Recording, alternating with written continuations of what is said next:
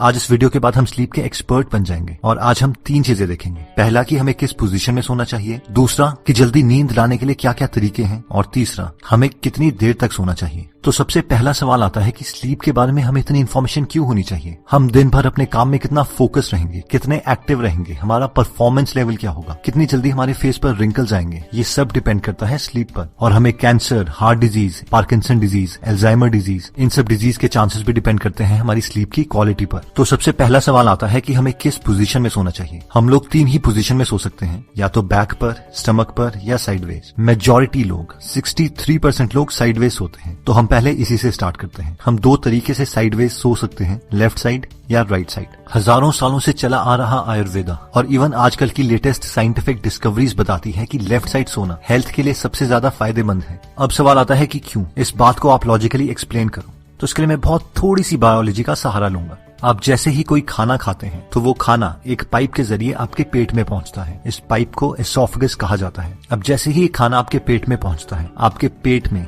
Gastric fluids release होते हैं, यानी एक एसिड रिलीज होती है जिसे उस खाने को डाइजेस्ट किया जाता है और नेक्स्ट सेक्शंस में पहुंचाया जाता है। अब ये एसिड वापस उस पाइप में एसोफेगस में ना आ जाए, इसके लिए एसोफेगस के एंड में एक वॉल्व लगा है जिसका काम है कि जैसे ही खाना पेट में पहुंचता है वो ऑटोमेटिकली बंद हो जाएगा। अब एज के कारण या और रीजन से ये वॉल्व ढीला पड़ जाता है, जिसकी वजह से पेट की एसिड्स एसोफेगस तक पहुंचने लगती है। अब क्योंकि हमारी बॉडी के अंदर हमारी स्टमक एक बीन की शेप में लेफ्ट हैंड साइड में है, इसलिए जब भी आप लेफ्ट हैंड साइड में सोते हो तो ग्रेविटी के जरिए हमारी सारी पेट की एसिड और खाना बॉटम में रहता है, जिसकी वजह से खाने को डाइजेस्ट करना बहुत आसान हो जाता है और आपके पेट की एसिड एसोफेगस तक नहीं पहुंचती। लेकिन अगर अब आप इमेजिन करो कि आप राइट हैंड साइड में सोए हो, तो आपने इस प्रोसेस को कम्प्लीटली ऑपोजिट कर दिया है और इसकी वजह से अब आपके पेट की एसिड आपके एसोफेगस तक पहुंचेगी, जिसकी वजह से आपकी छाती जलने लगेगी और टेक्निकल टर्म्स में इसे हार्ट बर्न और रिफ्लक्स भी कहा जाता है, जिससे हाइटल हर्निया और गर्ड की बीमारी हो सकती है। अब देखते हैं कि हमारे हार्ट को लेफ्ट हैंड साइड में सोने का क्या फायदा है।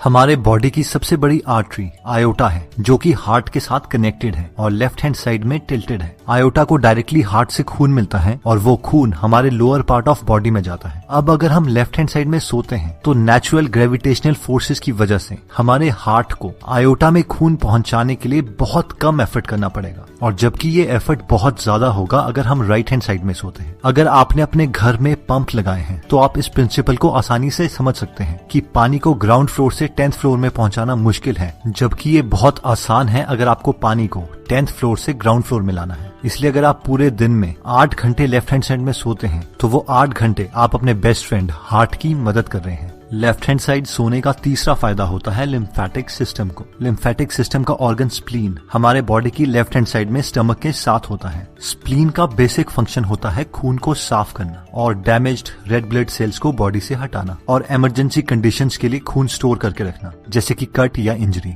अब क्योंकि स्प्लीन को खून साफ करना है और लिम्फेटिक सिस्टम में कोई हार्ट की तरह पंप नहीं है, इसलिए खून मसल की कॉन्ट्रैक्शन से धीरे धीरे स्प्लीन तक पहुंचता है। और अगर आप लेफ्ट साइड सोते हैं और क्योंकि स्प्लीन भी लेफ्ट साइड है, तो नेचुरल ड्रेनेज की वजह से खून स्प्लीन तक पहुंच सकता है और आप अपने स्प्लीन की भी मदद कर सकते हैं। हमें बीमारियां तब लगती है जब हमारी बॉडी वेस्ट प्रोडक्ट्स को हमारे खून से हमारी बॉडी से नहीं निकाल पाती, और लिम्फेटिक सिस्टम का यही काम है कि वो हमारे ब्लड से वेस्ट प्रोडक्ट्स को बाहर निकाले। इसीलिए आयुर्वेदा में सबसे पहले लिम्फेटिक सिस्टम को ही ट्रीट किया जाता है। इसलिए अगर हम लेफ्ट साइड में सोते हैं तो हम हर रोज अपने हार्ट की, अपने लिम्फेटिक सिस्टम की और अपने डाइजेस्टिव सिस्टम की हेल्प कर सकते हैं। और अगर हम राइट साइड में सोते हैं तो हमारे बॉडी के ऑर्गन्स को ये हेल्प नहीं मिल पाती। नेक्स्ट स्लीपिंग पोजीशन आती है जब हम अपनी बैक पे सोते हैं।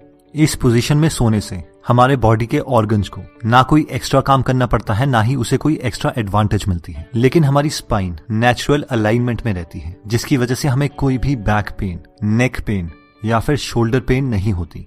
जो लोग इस पोजीशन में सोते हैं उन लोगों को फ्यूचर में बहुत कम डिस्क प्रॉब्लम आती है। अगर आपको स्नोरिंग की, खराटों की प्रॉब्लम है तो इस पोजीशन में खराटे बढ़ जाते हैं, और एपनिया यानी सोते सोते सांसें रुक जाना, वो भी इंक्रीज हो सकता है। लास्ट स्लीपिंग पोजीशन आती है जो लोग अपने पेट के बल, अपने स्टमक के बल सोते हैं। ये सबसे वर्स्ट स्लीपिंग पोजीशन है और अनफॉर्चुनेटली मैं भी ऐसी सोता हूँ। इस पोजीशन में आपकी स्पाइन अलाइन नहीं होती, गर्दन घूमी होती है, इसलिए नेक और लोअर बैक पे बहुत प्रेशर पड़ता है। जिससे फ्यूचर में डिस्क की प्रॉब्लम्स आ सकती हैं। डाइजेस्टिव सिस्टम को, सर्कुलेटरी सिस्टम को ज्यादा काम करना पड़ता है, जिसकी वजह से रात को हमारी बॉडी 25% एक्स्ट्रा एनर्जी कंज्यूम करती है। इस पोजीशन का सिर्फ एक ही फायदा है कि जिन लोगों को खराटे आते हैं उन्हें खराटे थोड़े कम आएंगे। बाकी जो लोग मेरी तरह इस पोजीशन में सोते हैं वो एकदम तो इस पोजीशन को चेंज नहीं कर सकते, लेकिन धीरे धीरे हमें इस पोजीशन से लेफ्ट साइड में सोने की ज्यादा प्रैक्टिस करनी पड़ेगी। स्लीप पोजीशन से भी इंपॉर्टेंट चीज आती है कि हम कितनी गहरी नींद ले सकते हैं, जिससे ये डिसाइड होता है कि क्या हम अपनी लाइफ बिना बीमारियों के जी पाएंगे या नहीं। तो अब हम देखते हैं वो छोटे चेंजेस जो हम अपने लाइफ में अप्लाई कर सकते हैं, जिससे हम बहुत गहरी नींद ले सकते हैं। सिर्फ 2 हार्मोन्स को समझकर हम अपनी नींद को काफी अच्छे लेवल तक समझ सकते हैं। ये 2 हार्मोन्स हैं मेलेटोनिन और कॉर्टिसोल। मेलेटोनिन को स्लीप हार्मोन भी कहा जाता है, क्योंकि जिस वक्त हमारे बॉडी के अंदर ज्यादा मेलेटोनिन होगा उस वक्त हमें बहुत गहरी नींद आ सकती है। और दूसरा हार्मोन है कॉर्टिसोल, जिसे स्ट्रेस हार्मोन भी कहा जाता है। जिस वक्त हमारे बॉडी के अंदर ज्यादा कॉर्टिसोल होगा उस वक्त हम ज्यादा अटेंटिव स्टेट में होंगे, और अगर कॉर्टिसोल बहुत ज्यादा आ जाता है तो हमें बहुत ज्यादा स्ट्रेस हो जाएगा। अब जैसे ही सुबह सूरज उगता है उस वक्त हमारे बॉडी के अंदर कॉर्टिसोल का लेवल ज्यादा होता है और मेलेटोनिन बहुत कम, जिससे हम ज्यादा अटेंटिव होते हैं। सूरज की साइकिल के साथ साथ हमारी बॉडी में कॉर्टिसोल का लेवल धीरे धीरे कम होता रहता है और मेलेटोनिन का लेवल बढ़ता रहता है। जिस वक्त सूरज डूबता है उस वक्त हमारे मेलेटोनिन का लेवल ज्यादा और कॉर्टिसोल का सबसे कम होता है। इसे हम साइंटिफिक टर्म्स में सर्केडियन रिदम भी कहते हैं। इन शॉर्ट, अगर हमें अच्छी नींद चाहिए तो रात को हमारे अंदर मेलेटोनिन ज्यादा होना चाहिए और कॉर्टिसोल कम। जिन लोगों की बॉडी रात को मेलेटोनिन प्रोड्यूस नहीं कर पाती उन्हें डॉक्टर्स मेलेटोनिन की मेडिसिन देते हैं।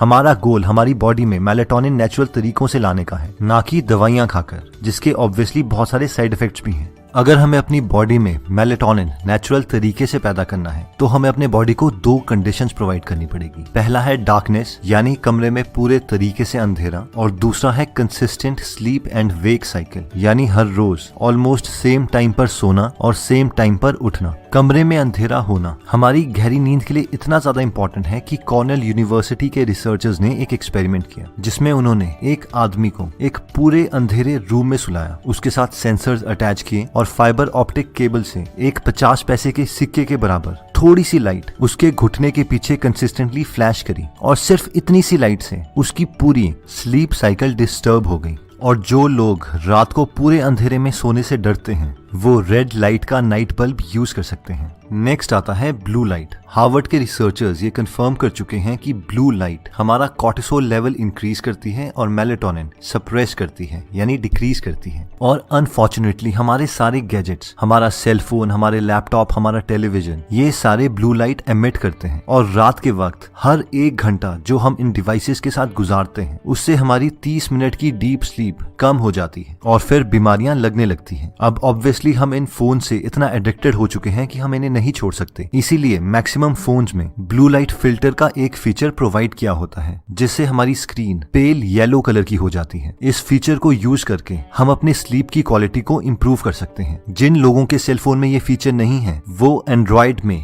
ट्वाइलाइट ऐप को डाउनलोड कर सकते हैं, जो सूरज के साथ साथ आपके मोबाइल का कलर भी चेंज करती रहेगी। और लैपटॉप के लिए f.lux एप्लीकेशन को डाउनलोड कर सकते हैं जो सेम फीचर प्रोवाइड करती है। नेक्स्ट पॉइंट कहता है कि maintain the body temperature. School में तो हमें सिखाया जाता है कि normal body temperature 98.6 degree Fahrenheit होता है, बट रियलिटी में ये पूरे दिन भर चेंज होता रहता है। अब हमारी बॉडी की नेचुरल टेंडेंसी है कि रात के वक्त हमारे बॉडी का टेम्परेचर कम हो जाता है ताकि हमें गहरी नींद आए। अगर हमारे एनवायरनमेंट का टेम्परेचर बहुत ज्यादा है तो हमारे बॉडी को बहुत ज्यादा काम करना पड़ेगा ताकि वो अपने इंटरनल टेम्परेचर को रेगुलेट कर सके। लकीली आजकल हम ऐसे एनवायरनमेंट में रहते हैं जहाँ पर हम अपने रूम टेम्परेचर्स को कंट्रोल कर सकते हैं। रिसर्चर्स बताते हैं कि हमारे रूम का टेम्परेचर स्लीप के लिए 16.6 डिग्री से 20 डिग्री सेल्सियस तक बेस्ट है। अपने बॉडी टेम्परेचर को कंट्रोल करने के लिए दूसरा ऑप्शन आता है कि हम सोने से 2 घंटे पहले गर्म पानी से नहा लें। अब ये सुनने में तो काउंटर इंट्यूटिव लगता है कि नहाने से तो हमारा बॉडी टेम्परेचर इंक्रीज हो जाएगा, लेकिन